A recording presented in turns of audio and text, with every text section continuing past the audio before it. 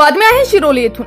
श्री विघ्नहर सहकारी साखर कारखान्याचे संस्थापक अध्यक्ष स्वर्गीय निवृत्ती शेठ शेरकर व त्यांच्या पत्नी हिराबाई शेरकर यांच्या 17वी व 15व्या पुण्यतिथीचा कार्यक्रम बीबीजी ग्रुपचे अध्यक्ष हनुमंतराव गायकवाड व उपस्थित मान्यवरांच्या शुभ हस्ते चेअरमन सत्यशील शेरकर यांच्या निवासस्थानी संपन्न झाला।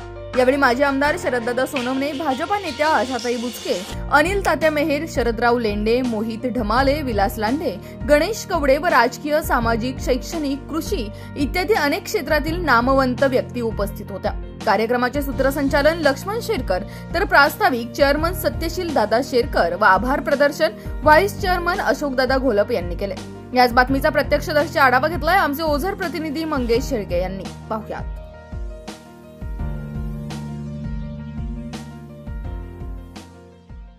विनम्र अभिवादन करण्यासाठी राजकीय, सामाजिक, आध्यात्मिक, शैक्षणिक विविध क्षेत्रातील सन्मान्य मंडळी या ठिकाणी उपस्थित आहेत। आजच्या कार्यक्रमाचे प्रमुख पाहुणे ज्यांच्या हस्ते प्रतिमा पूजन संपन्न होणार आहे असे भारत विकास ग्रुप बीबीजीचे पुणेचे चेअरमन व एक यशस्वी उद्योजक हनुमंतराव गायकवाड यांच्या प्रमुख उपस्थितीमध्ये आजचा हा कार्यक्रम संपन्न होणार आहे।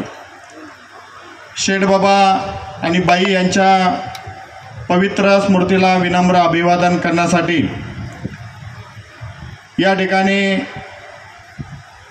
पुणे जिल्हा परिषदेचे माजी उपाध्यक्ष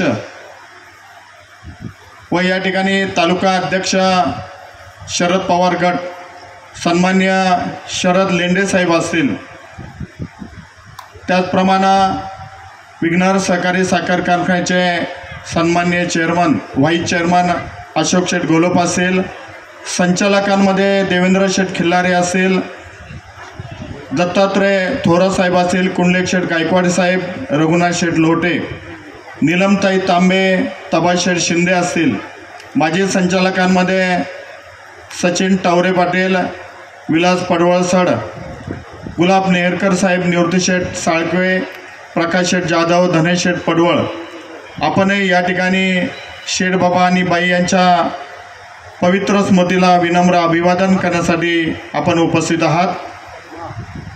त्याचप्रमाणे कृषी रत्न म्हणून ज्यांना महाराष्ट्र गव्हर्नमेंटने पुरस्कार दिला असे सन्मान्य अनिल तात्या मेहेर असतील, जिल्हा दूध संघाचे माजी चेअरमन रमेश शेठ भुजबळ असतील, संतोष शेठ जाधव, निरीक्षक कल्याण लोकसभा विधानसभा संपर्क प्रमुख मुंब्रा शिवसेना, पंचायत समिती सदस्य शामराव माळे असतील, माजी पंचायत समिती सदस्य काळूशेठ गागरे असतील, त्याचप्रमाणे विजयानंद कुराडे सर असतील, रावजी गाडवे असतील, मुरलीधर भुजबळ असतील, एक उद्योजक उल्हास शेठ भोर, आपणही या ठिकाणी शेठबाबा आणि बाई यांच्या पवित्र स्मृतीला विनम्र अभिवादन करण्यासाठी उपस्थित आहात। त्यांना आपण सर्व मंडळी या ठिकाणी उपस्थित झालात। विशेषतः ज्यांची प्रमुख उपस्थिती आपल्याला या ठिकाणी मिळालेली आहे ते भारत विकास ग्रुपचे यशस्वी उद्योजक हनुमंतराव गायकवाड यांचं या ठिकाणी मी प्रथमतः आपणा सगळ्यांच्या वतीने सहर्ष स्वागत करतो, त्यांना धन्यवाद देतो, त्यांचे आभार मानतो। त्याचबरोबर शरददादा सोनवणे आणि व्यासपीठावर उपस्थित असलेले विघ्नहर कारखान्याचे उपाध्यक्ष अशोकदादा घोलप, सर्वच व्यासपीठावरील सन्माननीय मंडळी, उपस्थित असलेले सर्व ज्येष्ठ मंडळी, मित्रपरिवार, त्याचबरोबर महिला भगिनी, कारखान्याचे सर्व संचालक, आपण सर्व मंडळी या कार्यक्रमाच्या निमित्तानं उपस्थित झालात। आपल्या सगळ्यांचं सहर्ष स्वागत करतो। अधिकचा वेळ या ठिकाणी घेणार नाही, परंतु शेठबाबांची स्मृती आपणाच्या सगळ्यांच्या स्मरणामध्ये कायमस्वरूपी या ठिकाणी राहिली पाहिजे म्हणून सातत्याने दरवर्षी आपण या कार्यक्रमाचं आयोजन करत असतो। शेठबाबांनी घालून दिलेले संस्कार, शेठबाबांनी ज्या पद्धतीने या महाराणावर कारखान्याची निर्मिती केली आणि यशस्वीपूर्ण चालवण्याचा प्रयत्न आम्ही सर्व संचालक मंडळी या निमित्तानं सातत्याने शेतकरी असेल, कर्मचारी असेल आणि त्या अनुषंगाक असलेले सर्व घटकांचा विचार करून आम्ही सातत्याने प्रयत्न करत असतो. एका उंचीवर नेण्याचा प्रयत्न आमचा सातत्याने त्या ठिकाणी राहिलेला आहे. आजही कारखान्याला जर पाहिलं तर अनेक पुरस्कारांनी त्या ठिकाणी आपल्याला सन्मानित करत आलं. आपल्या सगळ्यांचं खरं तर त्या ठिकाणी हे श्रेय आहे. सर्व शेतकरी आणि शेतकऱ्यांना सातत्याने त्या ठिकाणी योग्य प्रकारचं मार्गदर्शन करायचं काम आम्ही सर्व संचालक, आमचे सर्व अधिकारी आणि कर्मचारी त्या ठिकाणी करत असतात. आजही पण एक उत्कृष्ट प्रकारचा कारखाना चालवत असताना चांगला बाजारभाव देण्याची परंपरा आपली विघ्नर कारखान्याची त्या ठिकाणी राहिलेली आहे. ज्येष्ठ संचालकांच्या मार्गदर्शनाने आम्ही सर्व तरुण सहकारी त्या ठिकाणी काम करत असताना उद्याच्या काळामध्ये जरी आपल्याला काही शंका वाटत असल्या, जे राजकीय घडामोडी आपण आता पाहत आलेल्या आहे, पण तरी पण त्याच्यामधून सुद्धा आम्ही प्रथमतः कारखान्या एक चांगल्या स्थितीमध्ये चालवण्याचा प्रयत्न आमचा त्या ठिकाणी राहिला आहे आणि इथून पुढच्या काळातही राहणार आहे, की ज्याची झळ कधीही शेतकऱ्याला, कर्मचाऱ्याला किंवा त्या अनुषंगिक असलेल्या घटकांना त्या ठिकाणी बसणार नाही, याची प्रथमतः काळजी आमच्या माध्यमातून त्या ठिकाणी घेतली जाणार आहे. कारण शेठबाबांनी हे जे काही रोपटं लावलं आहे त्याचं एक चांगल्या पद्धतीचं त्याची जपणूक करण्याची जबाबदारी खरं तर आपली, तुमची, आमची आणि आमच्या सगळ्या सहकाऱ्यांची या निमित्ताने या ठिकाणी असणार आहे. शेठबाबांच्या प्रति मी श्रद्धांजली अर्पण करतो. खरं तर आपण सर्व मंडळी या ठिकाणी मोठ्या संख्येने उपस्थित झाला त्याबद्दल आपल्याला सगळ्यांना मी धन्यवाद देतो आणि या ठिकाणी थांबतो. श्री निवृत्ती शेठ शेरकर यांच्या पुण्यतिथीनिमित्त तुम्ही मला बोलवलं आणि मला त्यांच्या चरणी नतमस्तक व्हायची संधी दिली, त्याबद्दल मी आयोजकांचे आभार मानतो. शेठबाबा आणि हिराबाई यांच्याविषयी मला आदरणीय भास्करराव घुले साहेबांनी बरीच माहिती दिली आणि खरंच शून्यातनं विश्व कसं उभं करायचं हे शिकायला मिळालं, बघायला मिळालं. त्या कारखान्याचे अध्यक्ष आदरणीय सत्यशील शेरकर साहेब, उपाध्यक्ष आदरणीय अशोकजी घोलपजी, ओझर देवस्थानचे अध्यक्ष आदरणीय गणेश कवडेजी, त्यांचा माझा बऱ्याच वेळेला फोन झाला. वेगवेगळ्या कार्यक्रमासाठी त्यांनी बोलवलं, पण प्रत्येक वेळेला काहीतरी काम निघाल्यामुळं मला येता आलं नाही. पण आज सकाळी तिथं देखील मला अभिषेक करता आला, हे तुमच्यामुळे शक्य झालं. कारखान्याचे उपाध्यक्ष आदरणीय भास्करराव घुले साहेब, सर्वच कारखान्याचे विश्वस्त संचालक मंडळ आणि सर्व शेतकरी बंधू आणि माझ्या बंधू भगिनी. नव्हतं कन्नड येत नव्हतं, मग तिथल्या लोकांना म्हटलं कन्नड येत नाही तेवढं कसं सांगायचं, तेवढं मला सांगा. ते कन्नड बरू दिला एवढं म्हटलं की ते कन्नड येत नाही असं सांगायचं त्यांना. आणि तिथं काम चालू केलं. महिन्यातले 20-25 दिवस मी बेंगलोरला राहत होतो, क्वालिटी काम करत होतो, त्यामुळे रेफरन्सनी कामं मिळत गेली. मग चेन्नईला चालू केलं, मग हैदराबादला चालू केलं. जगन्नाथ माझा ड्रायव्हर जो गेले 27 वर्ष गाडी चालवतो, तो मी दोघंच असायचो. बऱ्याच ठिकाणी अपमान व्हायचा, फॅक्टरीच्या आतच सोडत नसत लोक, तर खूप वाईट वाटायचं. तर स्वामी विवेकानंदांचं एक पुस्तक आहे मन आणि त्याची शक्ती, ते MD साहेब तुम्ही तुमच्या सगळ्या संचालक मंडळांनी वाचा. 5 रुपयाला होता आता 7 रुपये किंमत झाली आहे. सगळी ताकद तुमच्या मनात आहे, तुम्ही जसं ठरवता तशा गोष्टी घडतात. असे माझ्या जीवनात हजारो अनुभव आहेत, हजारो. तर मी विचार करायचो की दिल्लीला पार्लमेंट आहे, कुणीतरी स्वच्छ करत असेल, असं काम जर आपल्याला मिळालं तर लोक रिस्पेक्ट करतात. आणि सांगायला मित्रांनो अभिमान वाटतो की हा विचार माझा 1.5 वर्षात पूर्णत्वाला गेला. 1 मार्च 2003ला आम्हाला पार्लमेंटचं स्वच्छतेचं काम मिळालं. 6 महिन्यासाठी मिळालं, ते गेली 21 वर्ष सलग चालू आहे. आता 500 लोक पार्लमेंटचं सगळं देखभालीचं काम करतात. संपूर्ण पार्लमेंटचं, नवीन पार्लमेंटचं काम देखील BVGकडेच आहे. अतिशय पार्लमेंट ते लाल दगड काळा पडला होता, सगळ्या टीमने अख्खं पार्लमेंट धुवून घेतलं, वरपासून खालपर्यंत धुवून घेतलं. काळी काळा महिंद्रा, ITC, हिंदुस्थान युनिलिव्हर असे भारतातले जवळपास 1500 ठिकाणी आम्ही काम करतो. आणि 8 लोकांनी सुरू झालेला प्रवास आज 82,000 लोकांच्यापर्यंत पोचला आहे. मंदिरांचं काम अनेक ठिकाणी आम्ही करतो. शिर्डी साईबाबा मंदिराचं काम 2001 सालापासून BVGकडे आहे. बाबांचे पुजारी देखील बीयूच्या रोलवरती आहेत. जवळपास 36 पुजारी जे बाबांची आरती करतात ते बीयूच्या रोलवरती आहेत. मुंबईला सिद्धिविनायक मंदिराचं काम बीयूजीकडे आहे. रांजणगाव मंदिराचं काम आमच्याकडे आहे. तुळजापूर मंदिराचं काम बीयूजीकडे आहे. पंढरपूर आम्ही करतो. सोमनाथचं काम बीयूजीकडे आहे. द्वारकेचं काम बीयूजीकडे आहे. वृंदावन आमच्याकडे आहे. आणि आता राम मंदिरचं काम देखील बीयूजीकडेच आहे. राम मंदिर सगळं काम बीयूजीकडे. आता उतूरची विनंती केली आहे, आता होईल. अनेक साखर कारखान्यांचं पण आहे बरं का, विग्नरचं नाही आहे, पण साखर कारखान्यांचं देखील काम बीयूजीकडे आहे. त्यानंतर महाराष्ट्रात 108ची ॲम्ब्युलन्स सेवा जी तुम्ही इथं देखील ॲम्ब्युलन्स आहे ते 2014 साली आम्ही राज्यात चालू केलं. राज्य सरकारच्या वतीनं आम्ही ते काम करतो, पण त्यात देखील थोडी वेगळी गुणवत्ता आणली. त्याच्यामध्ये बाकीच्या राज्यांमध्ये पॅरामेडिक असतो, 12वी झालेला मुलगा असतो, त्याचा 30 दिवसाचा कोर्स असतो, त्याला फक्त बँडेज कसं बांधायचं शिकवतात. तत्कालीन सेक्रेटरीनं मी म्हटलं की साहेब बँडेज बांधून जीव वाचत नाही, त्याला इंजेक्शन द्यायला लागतं, औषधं द्यायला लागतात. आणि त्यांनी ती कल्पना मान्य केली आणि जगातली पहिली डॉक्टर असलेली ॲम्ब्युलन्स सेवा राज्य सरकारच्या वतीनं बीयूजी महाराष्ट्रात चालवते. आत्तापर्यंत 1 कोटी लोकांना मदत झाली आहे आणि जवळपास 20 लाख लोकांचा जीव वाचला आहे. 40,000 बाळंतपणं ॲम्ब्युलन्समध्ये झाली आहेत. असंच काम आम्ही जम्मू काश्मीरमध्ये देखील करतो. त्यानंतर मध्य प्रदेशमध्ये पोलिसांच्या 1000 गाड्या बीयूच्या मालकीच्या आहेत. तिथे 1,80,00,000 लोकांना मदत झाली. असं सगळं चांगलं चाललं होतं. 2012 साली वैशालीने घर बांधलं पुण्यामध्ये बाणेरला. घर बांधलं ते 6,000 फुटाचं घर बांधलं, 6 बेडरूमचं घर बांधलं. तेव्हा 40 वर्ष होतो. देवाला प्रार्थना केली की देवा खूप दिलंस, 20 वर्ष छोट्याशा घरात राहिलो, आता एवढं मोठं घर झालं, मग आता काय करायचं पुढच्या आयुष्यात. तर म्हटलं शेतकऱ्यांसाठी काम करायचं. मग शेतकऱ्यांचे प्रश्न काय आहेत, गावी गेलो, 100-1 लोकांना भेटलो, खर्च वाढलेत, रोजगारी मिळत नाही, कामगार मिळत नाही, विषारी औषधांच्या वापराने कॅन्सरसारखे आजार होत आहेत. मग वेगवेगळ्या सायंटिस्ट लोकांना भेटायला चालू केलं आणि सांगायला अभिमान वाटतं की असं कृषी तंत्रज्ञान बीयूजीने डेव्हलप केलं आहे. मी मगाशी घुले साहेबांशी चर्चा केली की कुठलंही पीक कुठेही द्या, एका सीझनमध्ये मिनिमम 30% आम्ही वाढ करून दाखवतो. एका सीझनमध्ये 30% मिनिमम, झालं गेलं तर 300% देखील होते. याच्यामध्ये तुमच्याकडं जवळपास 10,000 हेक्टरवरती ऊस येतो, म्हणजे 25-30 हजार एकरचा ऊस तुमच्याकडे येतो. पण ॲव्हरेज टनेज जे पर एकर ते 40-42 टन आहे.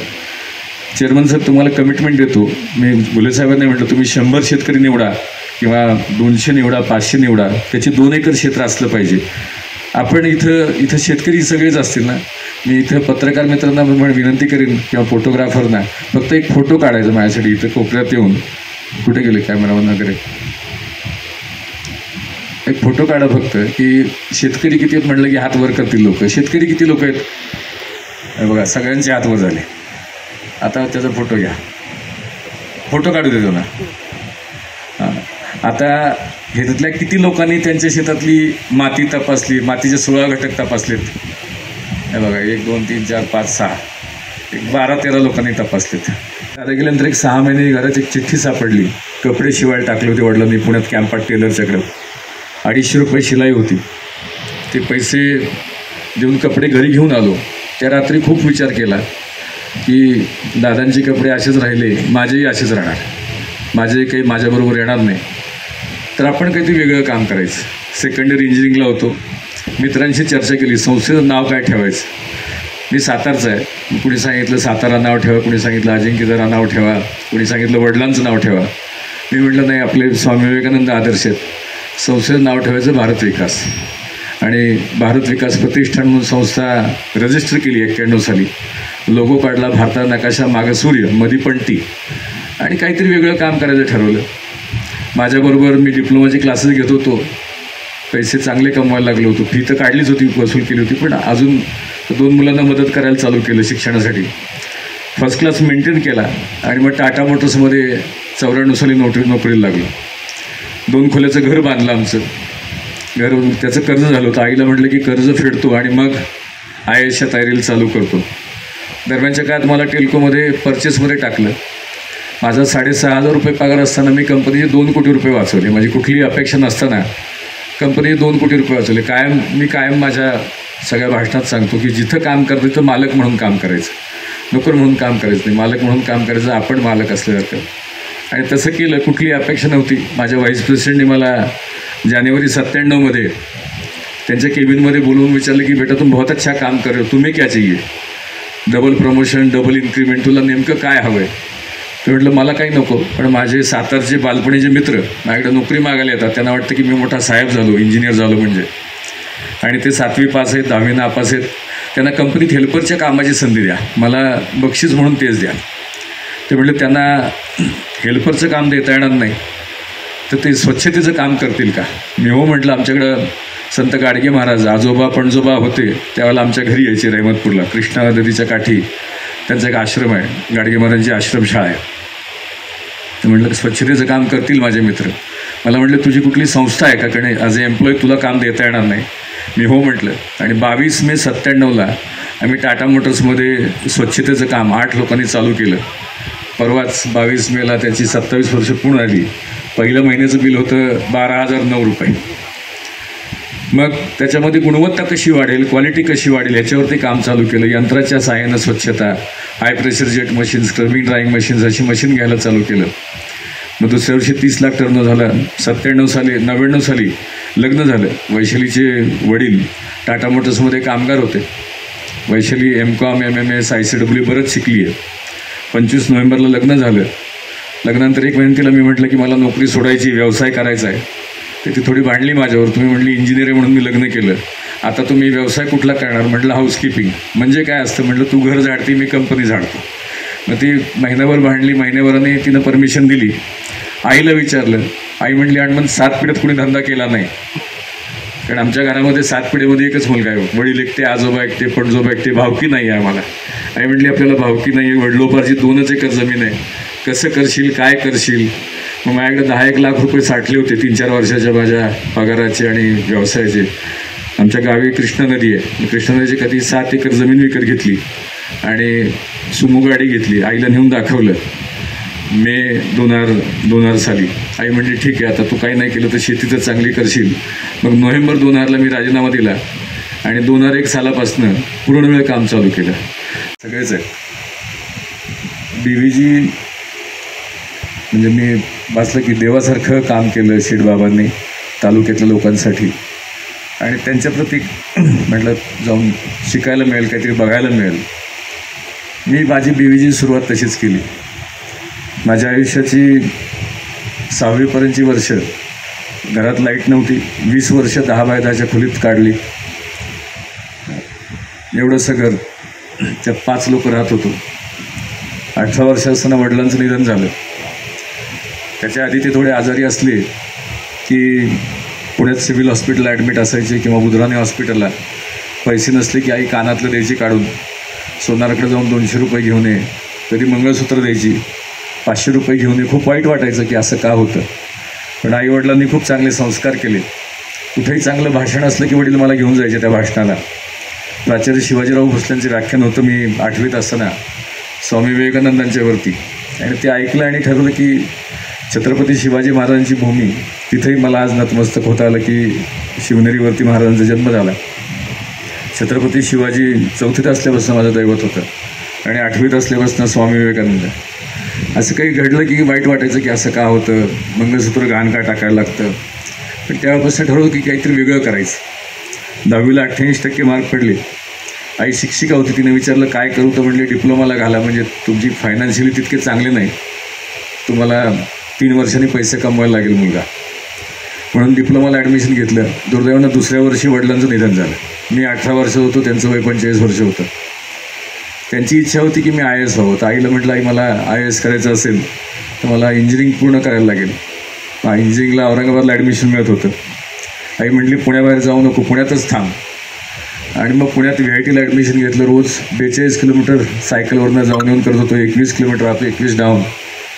डिप्लोमा 10 लाख लोकांना BVGमध्ये काम द्यायचं आणि BVG 100 देशात घेऊन जायचं.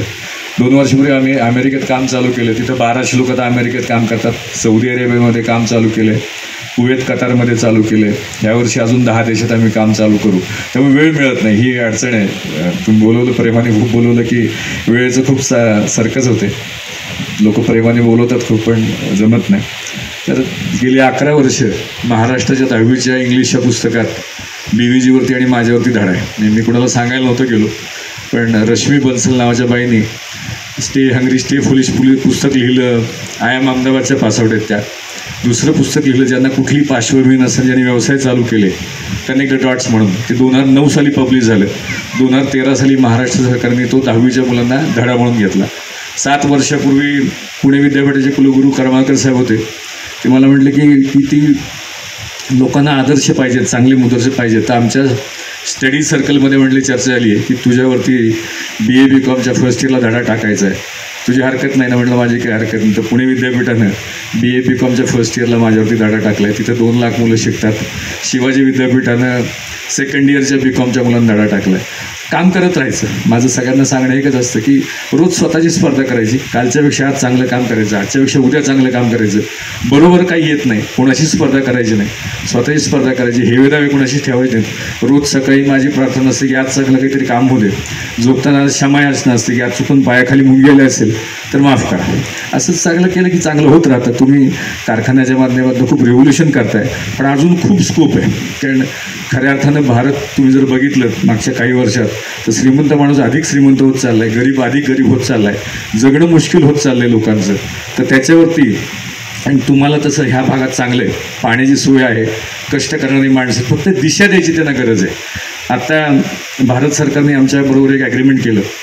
2017 साली भारत सरकारचं आणि जपान सरकारचं एक ॲग्रीमेंट झालं की 3.5 लाख 12वी पास झालेली मुलं जपानमध्ये द्यायची होती. 5 वर्षाचं ॲग्रीमेंट होतं. ॲग्रीमेंट झालं, लोकांनी टाळ्या वाजवल्या, MOU झाला. 5 वर्षांनी रिव्ह्यू झाल्यानंतर लक्षात आलं की 802 मुलं गेली होती. 802. आता भारत सरकारच्या बरोबर वेगवेगळ्या देशांनी करार केलेत. जपानला 2 लाख मुलं पाहिजेत, जर्मनीला 2 लाख पाहिजेत, UKला, इंग्लंडला 1,10,000 लोकं पाहिजेत. मी आता जे सध्याचे सेक्रेटरी आहेत त्यांना भेटलो की साहेब तुम्ही भारताच्या मुलांचे दुश्मन आहात. इथं मुंबईत 500 पोलिसांची भरती असेल तर 10-12 लाख अर्ज येतात. परवा 16 शिपायांची हायकोर्टला भरती निघाली, 16 शिपायांच्या जागा आहेत आणि 3.5 लाख अर्ज आलेत. PhD झालेल्या लोकांनी अर्ज केलेत. म्हटलं जगात लोकांना जॉबची रिक्वायरमेंट आहे, पण आपल्याकडे ते मिसमॅच आहे. जे विकतं ते आपण पिकवत नाही, ते शिकवत नाही. तर आमच्या रवी शेटनी आता आम्ही 2 जानेवारीला कार्यक्रम घेतला आणि महाराष्ट्रातल्या 170 कॉलेजेसबरोबर आम्ही टायअप केला की तुम्ही जे शिकवता त्याच्यावर आम्ही अवांतर काय शिकवायचं ते सांगू, वेगळं काय शिकवायचं आणि त्या मुलाला भारताबाहेर काम देऊ. आणि बाहेर कसं नेता येईल, इथल्या तरुणांना जागतिक पातळीवरती काही काम करायचं असेल त्या संधी आपल्याला एकत्र काम करता. इथले शेतकरी तुम्ही निवडा, त्यांचं उत्पन्न आपण दुप्पट करू, ऊसाचं उत्पन्न आपण दुप्पट करू आणि गॅरंटी नाही. आता हात आपटून सांगतो, कारण 13 वर्ष हेच करतोय. 2012पासून मी चालू केलं काम, 12 वर्ष झाली शेतीमध्ये काम करतोय, आयुर्वेदामध्ये गेले 8-9 वर्ष काम करतोय आणि अनुभव असल्याशिवाय मी बोलत नाही. आता गडकरी साहेबांनी माझ्याकडे 101 पेशंट पाठवले, कॅन्सरचे 50-60 पाठवले. 15 दिवसांनी तो पेशंट सांगतो साहेब मिरॅकल होते. 15 दिवसात अमेरिकेत टेस्ट केलं. तो व्हिडिओ तुम्हाला मी पाठवून देतो, कारण तेवढा वेळ नाही तो दाखवायला अमेरिकेतला व्हिडिओ की 24 तासात कॅन्सर सेल कसे मारतात. पण सगळं शक्य आहे.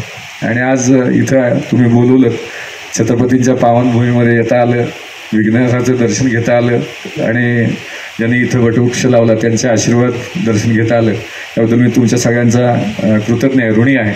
एवढं बोलतो आणि थांबतो. ज्यांनी अतिशय दूरदृष्टीने आणि भविष्य डोळ्यासमोर ठेवून विघ्नहरची निर्मिती केली. शेठ बाबा आणि सौभाग्यवती हिराई या दोन्ही मात्या पित्यांना मी आपल्या सर्वांच्या वतीने प्रथमतः भावपूर्ण आदरांजली व्यक्त करतो. माणसं ज्यावेळेला असतात त्यावेळेला ती कळत नसतात. माणसं निघून गेल्यानंतर त्यानंतर बाजीराव शेठ आपल्याला त्या माणसाची आठवण येत असते. खूप मोठी संघर्षाची पार्श्वभूमी शेठबाबांच्या कर्तव्याला आणि त्यांच्या असलेल्या इतिहासाला अनेक लोक याची साक्षीदार म्हणून या ठिकाणी उपस्थित आहे. आजच्या या विनम्र अभिवादन कार्यक्रमाला आदरणीय एक यशस्वी उद्योजक, चेअरमन भारत विकास ग्रुप पुणे आदरणीय हनुमंतराव गायकवाड साहेबांचं मी या शिवभूमीमध्ये विघ्नर कुटुंबाच्या वतीने, विघ्नर परिवाराच्या वतीने आणि माझ्या जुन्नर तालुक्याच्या तमाम मायबाप जनतेच्या वतीने मी या सन्माननीय उद्योजकांना, यशस्वी पुरुषाला आपल्या सर्वांच्या वतीने या ठिकाणी या शिवभूमीमध्ये सहर्ष स्वागत आपल्या सर्वांच्या वतीने करतो. साहेब आपण आलात आणि निश्चित आपली कर्तृत्वाची उंची आणि आपले अनुभव आमच्या सर्व आज शेतकरी बांधवांना आज आमच्या सर्व तरुण मंडळींना आपण देणार आहात, मी आपल्याला धन्यवाद व्यक्त करतो. आदरणीय अशोकदादा, आदरणीय सत्यशील दादा, दोन्ही दादा या ठिकाणी आहेत. कारण कारखान्याचे चेअरमन, व्हाईस चेअरमन आणि सर्व सन्माननीय व्यासपीठ, मी अनिल तात्या माफ करा, सर्वांची नावं मला आज काही घेता येणार नाही. सर्व सन्माननीय शेतकरी बंधू, उपस्थित बंधू भगिनी, पत्रकार बंधू आणि उपस्थित माझ्या सर्व सहकारी त्या प्रमाणामध्ये येणार आहे. शेतकरी बांधव तिथे हे मोठी मधली जी गावं आहेत पाण्याची, म्हणजे दोन्ही शिरोल्या असतील, हिवरा असेल, ओझर असेल, धोलवड असेल, पुढे गेल्यानंतर आपलं ओतूर असेल, आंबेगावान, चिलेवाडी, डिंगोर आणि नंतर दोन्ही उमराज, काळवाडी, पिंपळवंडी, बोरी, त्यानंतर वडगाव, कांदळी, राजुरी, आळे, हा सगळा मोठा राजुरीपासून पुढे मंगरुळ, पारगाव, साकोरी हा मोठा बेल्ट आहे आपला सगळा कारखानदारीचा. आणि इथं मोठ्या प्रमाणामध्ये आता मनुष्य आणीवाढ लागलेली आहे. माझी आपल्या सर्वांना विनंती आहे की लढाई आपल्या सर्वांची आहे. मी नाममात्र आहे, मी 4 दिवस झालं जरी जेवलो नसेल तर मला त्याची फिकीर नाही. मला काळजी फक्त एकच आहे, पुढचं भविष्य आणि आपला समाज या संकटातून बाहेर पडला पाहिजे. आणि तो संकटातून बाहेर पडण्याची जबाबदारी आपल्या सर्वांची आहे. शासनाला आपण त्या ठिकाणी आवाहन केलेलं आहे आणि या सगळ्या गोष्टी आपल्याला तत्परतेने केल्या पाहिजे. याच महिन्यात केल्या पाहिजे, आत्ताच केल्या पाहिजे. त्या केल्याशिवाय पर्याय नाही. अभि नाही तो कमी नाही, आर पारची लढाई आपल्याला करावी लागेल. सत्यशील दादा काल येऊन मला पाठिंबा देऊन गेलेले आहेत. शासन दरबारी निर्णय व्हायची शक्यता आहे. मी मुख्यमंत्र्यांना कळवले की तुम्ही स्वतः खाली या, नाही तर दोन्ही उपमुख्यमंत्री कोणीही खाली या, पण आम्हाला मात्र याच्यातून लवकरच या सगळ्यांच्या बिबट्याच्या संकटातून बाहेर काढा. कारण हा तालुका सदैव पर्यटनाच्या दिशेने वाटचाल करणार आहे. हा तालुका स्वयंपूर्ण आहे. या तालुक्याचा मानव, इथला शेतकरी कोणत्याही परिस्थितीमध्ये भयभीत राहता कामा नये. त्यांना 3 पेजची लाईट मिळाली पाहिजे, दिवसा लाईट मिळाली पाहिजे आणि ती लाईट मिळणं आमचा सर्वांचा अधिकार आहे. हे बिबट प्रवण क्षेत्र म्हणून जुन्नर, आंबेगाव, खेड, शिरोर या सर्वांनी या 4ही तालुक्यांना आपण त्या ठिकाणी निश्चितपणे अधोगत केलं पाहिजे अशी भावना मी व्यक्त केली आहे. अधिकचा वेळ घेत नाही. आपल्याला सुद्धा हनुमंतरावांना ऐकायचं आहे. मी मनापासून त्यांना धन्यवाद व्यक्त करतो आणि आलेल्या सर्वांच्या वतीने. खरं तर आपण सर्व बोलणारे आहात, पण आता फार कमी संधी इथं मिळणार आहे. मी आपल्या सर्वांच्या वतीने आदरणीय या आदर्श मातापित्यांना मी भावपूर्ण आदरांजली व्यक्त करतो आणि सन्माननीय चेअरमन आणि व्हाईस चेअरमन, सर्व संचालक मंडळ आणि सभासद बंधू आपल्या सर्वांची दिलगिरी व्यक्त करून पुढे जे आंदोलन छेडले तहसील कार्यालयाला तिथे पुढे जाण्याची मी अनुमती मागतो. पत्रकार बंधूंना विनंती करतो, हा जो आता जो जे काही क्रांतीचं लक्षण आहे त्याच्यासाठी आपण सर्वांनी इथून आटपून तातडीने आपल्या माध्यमातून या सगळ्या बातम्या राज्यापर्यंत कशा जातील आपण याची दखल घ्यावी एवढंच सांगतो आणि माझ्या शब्दाला विराम देतो. जय शिवराय. निवृत्ती शेठ बाबा, त्याचप्रमाणे त्यांच्या पत्नी हिराई मावशी. खरं तर जुन्नर तालुक्याला जर म्हटलं तर शेठ बाबांनी एक शेतकऱ्यांना आदर्श घालून दिला.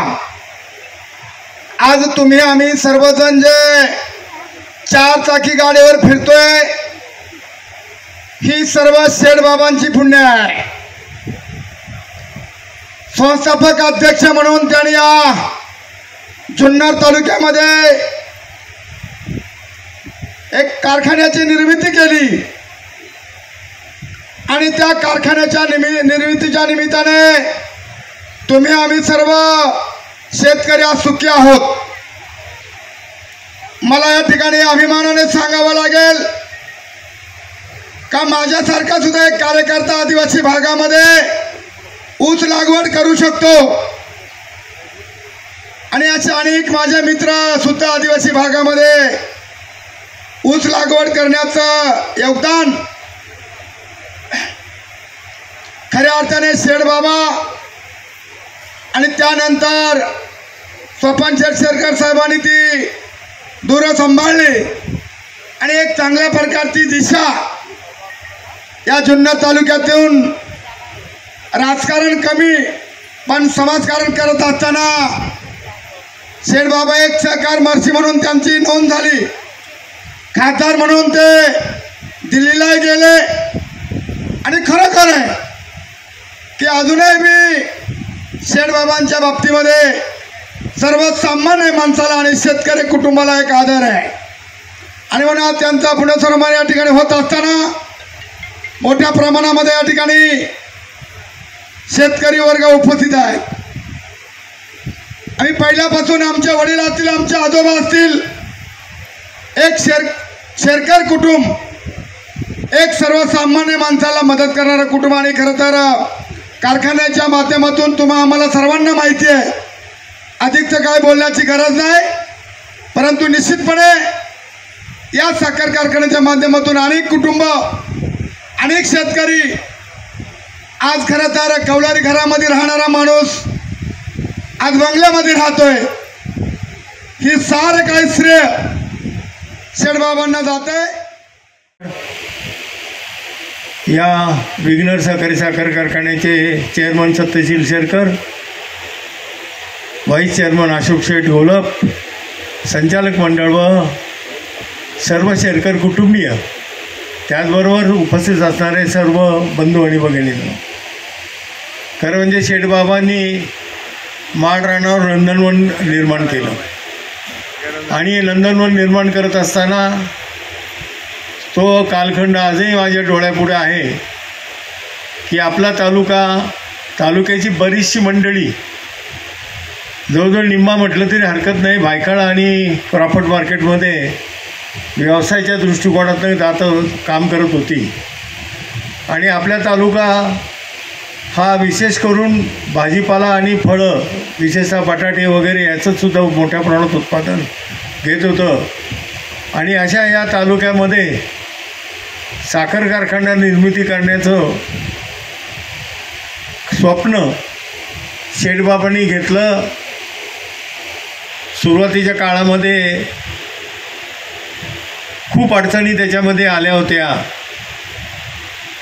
परवानगीपासून तर आजचा कारखाना आपल्याला ज्या स्थितीत दिसतो तोपर्यंत त्याची फार खडतर अशी वाटचाल आहे। आर्वी सॅटेलाईट स्टेशन झालं आणि त्यांनी असं सांगितलं की या कारखान्याची जी काही ज्वलन होतं पाचाटाचं आणि सरपणाचं आणि त्याची जी काजळी आहे ती आमच्या डिशवर पडती, अशा वेळेला नवीन टेक्नॉलॉजी आणणं, नवीन टेक्नॉलॉजी येऊन त्याच्यावर मात करणं, कारखाना चालवणं ही सोपी गोष्ट नव्हती। त्या काळामध्ये शेठबाबांनी अभ्यास करून आणि काही त्यांच्याबरोबरचे लोकांनी अभ्यास करून त्यावेळेला कार्बन अरेस्टर त्याच्यावरती बसवला। शेरकर यांच्या निवासस्थानी त्यांच्याच घरातलं एक पिढीजात वारसा असलेलं ऋषितुल्य व्यक्तिमत्व, ज्यांनी आपल्या नुसत्या तालुक्यापुरतं नाही तर जिल्हा आणि राज्य, देश पातळीवर आपल्या तालुक्याचं नाव नेलं, ते स्वर्गीय निवृत्तीशेठ शेरकर तथा शेठबाबा आणि त्यांच्या धर्मपत्नी स्वर्गीय मातोश्री हिराबाई या उभयतांचा संयुक्तिक अशा प्रकारचा त्या ठिकाणी त्यांचा जो काही स्मृतिदिन आहे तो जपण्यासाठी गेल्या अनेक वर्ष सत्यशील दादांच्या घरी हा कार्यक्रम आपण आयोजित करतो आणि एक कर्तव्य भावना आणि कौटुंबिक सोहळ्याच्या स्वरूपानं दरवर्षी आपण सगळेजण उपस्थित असतो। आजही आपल्या तालुक्यातली सामाजिक क्षेत्रातली, राजकीय क्षेत्रातली, कृषी असेल, शिक्षण असेल, उद्योग जगत असेल, ह्या क्षेत्रातली सगळी दिग्गज मंडळी, विशेष करून कारखान्यावर प्रेम करणारी, कारखान्याचे हितचिंतक असलेली आणि या शेरकर कुटुंबाशी जोडलेली सगळी जवळची, काही रक्ताची नाती असतील, काही जीवाभावाची मैत्रीची जोडलेली नाती असतील, अशी सगळ्या स्तरातल्या उपस्थित असलेल्या बंधू आणि भगिनींनो, स्वर्गीय निवृत्तीशेठ शेरकर बाबा यांनी आपलं शिक्षण पूर्ण केल्यानंतर शिरोली गावाची आणि परिसराची सेवा करावी या भावनेतनं गावचं सरपंचपद असेल, गावच्या सगळ्या व्यवस्था असतील या पंचक्रोशीतल्या 15-16 गावांची एकत्रित असलेली कृषक सोसायटीची स्थापना, त्यासाठीचं सहकार स्तरावरनं घ्यावं लागलेलं मार्गदर्शन, इथल्या शेतकऱ्यांना करायचा पतपुरवठा आणि त्यांची शेती उन्नत झाली पाहिजे याच्यासाठीचे सुरुवातीचा खरं तर त्यांचा कालखंड राहिला. पंचायत समिती असेल, बाजार समिती असेल, या संस्थांमध्ये सुद्धा काम करताना त्यांनी शाश्वत अशा प्रकारचं शेतकऱ्यांच्या दृष्टिकोनातून जे स्वप्न पाहिलं ते म्हणजे विघ्नहर सहकार साखर कारखान्याची निर्मिती. स्वर्गीय माजी खासदार रामकृष्ण मोरे साहेब यांचं राजकीय वजन आणि त्यांचा अनुभव जमेस धरून त्यांच्या मार्गदर्शनाखाली तत्कालीन या राज्यातले एक धुरीण नेतृत्व माजी मुख्यमंत्री स्वर्गीय वसंतरावदादा पाटील यांच्या सुयोग्य नियोजनातून त्या ठिकाणी विघ्नहर सहकारी साखर कारखान्याची स्थापना अत्यंत कमी पैशामध्ये सातत्याने केली. अवघ्या 5,000 रुपयामध्ये त्यांची भाषणं आजही आपल्याला ती वाक्य त्या ठिकाणी शेडबाबांची आपल्या स्मरणामध्ये आहे. कारखाना सुरू झाला, संस्थापक संचालक मंडळ जे होतं ते बिनविरोध निवडलेलं होतं. नंतरच्या कालखंडामध्ये गळीत हंगाम सुरू व्हायचा तर पिकाची वानवा होती ऊसाची. लोकांचा कल हा नगदी पैसे मिळणाऱ्या भाजीपाल्याकडे जास्त होता. ऊसाकडे वळायला आपला शेतकरी तयार नव्हता. पायी दौरे, गाव भेटी करून त्या ठिकाणी आपल्या शेतकऱ्याला प्रवृत्त करणं मोठं जिकिरीचं काम होतं. स्वर्गीय राजाराम बोरकर साहेब यांचं धुरीण नेतृत्व सहकारातलं, त्या अनुषंगानं पुढची जी टर्म आहे त्या सहकारातल्या कारखान्याच्या निवडणुका लागणार होत्या. म्हणून त्यांना आपण सर्वांनी संबोधलं गेलं आणि देवमाणसाप्रमाणेच ते त्यांच्या हयातीत वागले. आणि मग अशा माणसाची पुण्यतिथी साजरी करत असताना किंवा कार्यक्रम साजरा करत असताना चेअरमन साहेबांच्या मनामध्ये कायम गोष्ट अशी असायची की जो कोणी माणूस आणायचा तो माणूस आल्यानंतर, तो बोलल्यानंतर इथल्या लोकांच्या जीवनामध्ये परिवर्तन झालं पाहिजे, विचारामध्ये परिवर्तन झालं पाहिजे. म्हणून आपण खऱ्या अर्थाने हनुमंतराव गायकवाड साहेबांना इथे आमंत्रित केलेलं आहे. त्यांची ओळख माझ्या माहितीप्रमाणे आपणा सर्वांना असेलच. ते सातारा जिल्ह्यातली कोरेगावचं त्यांचं मूळ गाव आणि शिक्षण त्यांनी पुणे आणि गावात घेतलं. परंतु ते शिक्षण केल्यानंतर जेव्हा कॉलेजला त्यांनी डिप्लोमा केला इलेक्ट्रॉनिक्सचा आणि त्यानंतर डिग्री केली.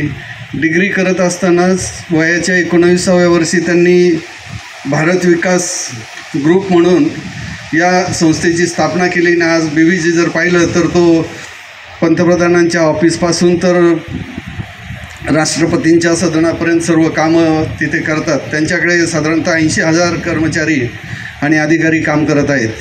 हे सगळं करत असताना त्यांच्याकडे कुठल्या गोष्टीचं ते कोणत्या क्षेत्रात काम करत नाहीत असं नाही, तर त्यांनी शेतीवरही मोठ्या प्रमाणात काम करायला सुरुवात केली. जशी सेवा पुरवतात तसं R&Dचं काम त्यांचं खूप मोठं आहे. काही त्यांनी शेतीसाठी औषधंही बनवलेले आहेत आणि हमखासपणे त्या औषधांचे परिणाम शेतकऱ्यांना चांगले होतात. त्याचबरोबर त्यांचं महत्त्वाचं दुसरं कार्य असं की ते कॅन्सरवर, त्याचप्रमाणे लिव्हरसाठी आणि इतर सर्व आजारासाठी आयुर्वेदिक औषधं त्यांनी बनवायला सुरुवात केली आणि अत्यंत प्रभावी औषधं बहुतेक लोकांनी ती औषधं घेऊन त्या कॅन्सरमुक्त झालेत. त्यात मोठमोठ्या नेत्यांचा देखील समावेश आहे. चेअरमन माजी खासदार आदरणीय शेठबाबा यांचं 17वं पुण्यस्मरण, त्याचबरोबर हिराई यांचं 15वं पुण्यस्मरण आपल्या सर्वांच्या साक्षीनं संपन्न होत असताना आज खऱ्या अर्थाने ज्यांचं आपण भाषण किंवा ज्यांनी आपल्याला त्यांचे अनुभव सांगितले ते देवदूत किंवा गायकवाड साहेब, तुमच्या ह्या सगळ्या सांगण्याने निश्चितच काही दिवस नक्कीच आम्हाला वाटेल का आज कॅन्सर झाला आहे, थांब गायकवाड साहेबांना मी भेटतो, निश्चित बरा होईल. इतकं तुम्ही आमच्यासाठी केलं. खरं वास्तविक हे आमची सगळी चेअरमन साहेबांची कृपा आहे. साहेब, एक म्हण आहे, ज्या कुटुंबातील मुलं कर्तृत्वान त्याच्या मागचे पूर्वजांचं नाव आजरामर राहतं. ते सत्यशील दादा एक कर्तृत्ववान मुलगा आहे आणि त्यांच्या ह्या नवीन नवीन कल्पनेतून सातत्याने दरवर्षी शेठबाबांच्या ह्या कार्यक्रमाच्या निमित्ताने मी समाजासाठी काय करू शकतो, समाजाला, माझ्या तालुक्याला, माझ्या तालुक्याच्या जनतेसाठी काय करू शकतो, काय नवीन देऊ शकतो. आणि ही कल्पना दादांची सातत्याने दरवर्षी समोर येते. आणि म्हणून आज एक उत्कृष्ट अनुभवी का ज्यांनी आपलं 0 ते विश्व हा त्यांचा जीवनाचा प्रवास अगदी कुठेही सांगण्यात कमी पडले नाही. याचाच अर्थ का ज्यांचे पाय जमिनीवर आहेत. ज्या वेळेला रामलीला मैदानावर यांचं अण्णा हजाऱ्यांचं उपोषण झालं त्यावेळेला कॉलेजच्या विद्यार्थ्यांनी विचारलं होतं, कॉलेजच्या विद्यार्थ्यांना एक जणाने विचारलं होतं का इतकी सगळी मुलं अख्ख्या देशातून का आली. तर त्यावेळेला त्याच्यातली काही मुलं म्हणली होती का ज्यांचे पाय जमिनीवर आहेत, ज्यांच्या पायावर नतमस्तक व्हावं असे पाय अण्णा हजारांचे आहेत, म्हणून आम्ही इथं आलो त्यावेळच्या मेळाव्याला. तसं साहेब तुम्ही निश्चितच दादा सांगते ना आम्हाला इथून पुढं शेती असन, आजार असन, ह्या सगळ्यावर विलाज तुमच्याकडून आम्ही घेतल्याशिवाय राहणार नाही. आपण सर्वजण आलात, सर्वांचा समोर बसलेलं प्रत्येकाचं नाव घेणं गरजेचं, इतकी सगळं तोलामोलाची आपण सर्वजण आलात. सर्वांचं मनापासून मनापर्यंत आभार मानतो. सर्वांना विनंती करतो की आपण सगळ्यांनी जेवण घेतल्याशिवाय कोणी जाऊ नये आणि हा कार्यक्रम संपला असं जाहीर करतो.